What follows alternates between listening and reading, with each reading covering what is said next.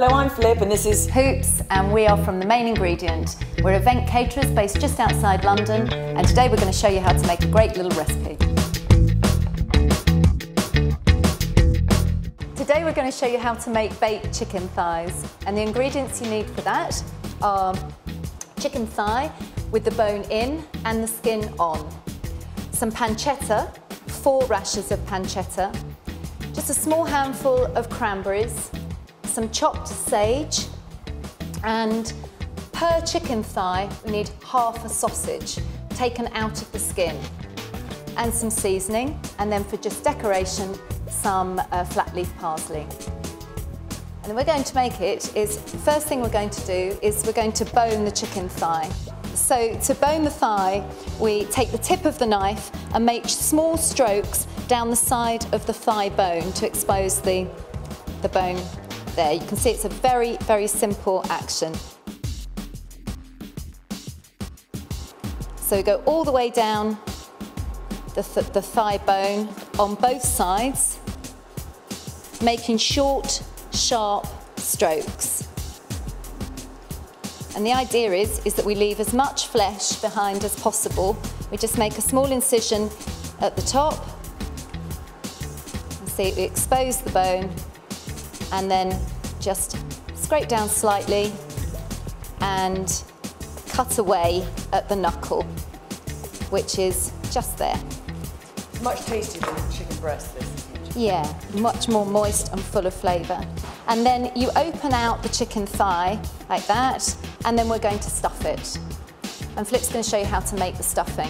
Okay, it's going to look quite messy, but what you can do is you can just butterfly the meat with the tip of your knife to try and sort of even out the level of meat a little bit. It just makes it a little bit easier for stuffing. So you push out those. Also, then just trim up a little bit of the fat. It doesn't matter about how it looks too much, but a little bit of trimming might be quite nice, but keep as much skin on as possible. We're then going to take 4 slices of pancetta.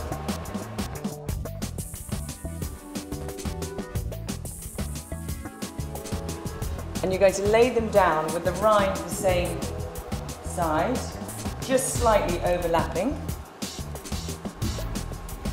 And pancetta is much nicer to use than bacon. It's much thinner, it gives a much nicer flavour as well, I think. Right, so that's ready for that. We're now going to stuff the chicken breast. So just half a sausage we're going to use. I'm going to put that in a bowl. A few cranberries.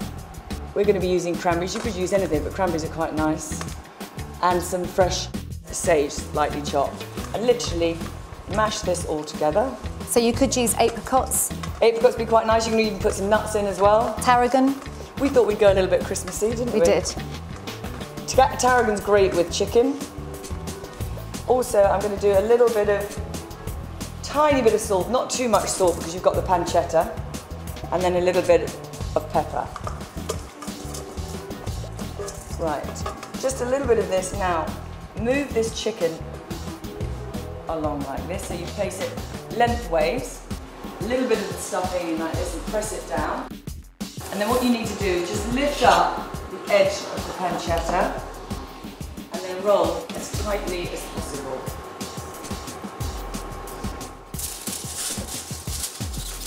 There we go, like that. Don't worry about closing the ends or anything like that. We'll deal with that later. Right, so you then put that on a sheet of tin foil. And the idea is to roll it up like a Christmas cracker, again, as tightly as possible. So try not to get any air in at all because we're going to be poaching this. So as tight as possible there. And then take the ends and just turn them different directions, push them in a bit, and you get a really nice, tight little bundle. And then we're going to plunge that into boiling water for 8 minutes. And you can do this all in advance of your dinner party. So if you want to serve this in the evening, you can make all these in the morning, poach them, cool them, pop them in the fridge, and then at the last minute, just before your guests come, you can open them off, pan fry them in a frying pan to give them some colour, and then we're going to throw them into the oven. So we're going to pop those into the boiling water and put 8 minutes on the clock. In the meantime, here's one we prepared earlier. So this has been poached. Now we actually did this yesterday, so we set it in the fridge.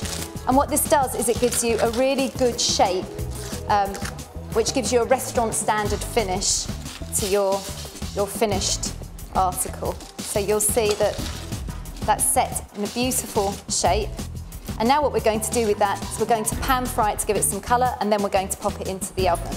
So what we do is we roll that in a little bit of olive oil. We always put the oil on the meat, not the oil in the pan.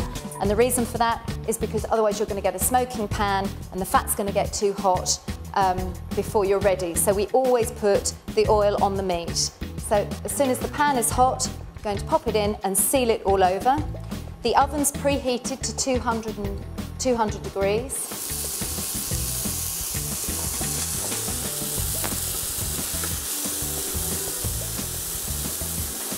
So when you're frying this off, leave it in the pan, don't fiddle with it. We want a really good colour all the way around.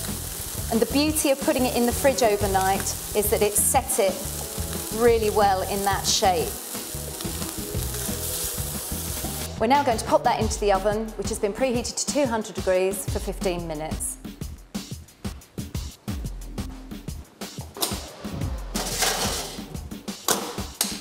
Thigh out of the oven, and we've rested it for 10 minutes, and then we're now going to serve. So to serve it, we're going to cut it into a couple of barrels, aren't we, Pippi?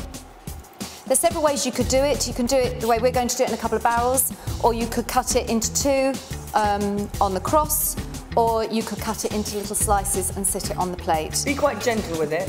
You want to... And then we like to just cut it into two.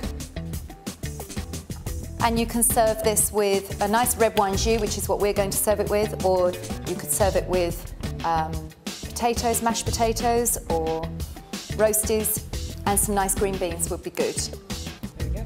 And there we have baked chicken thighs.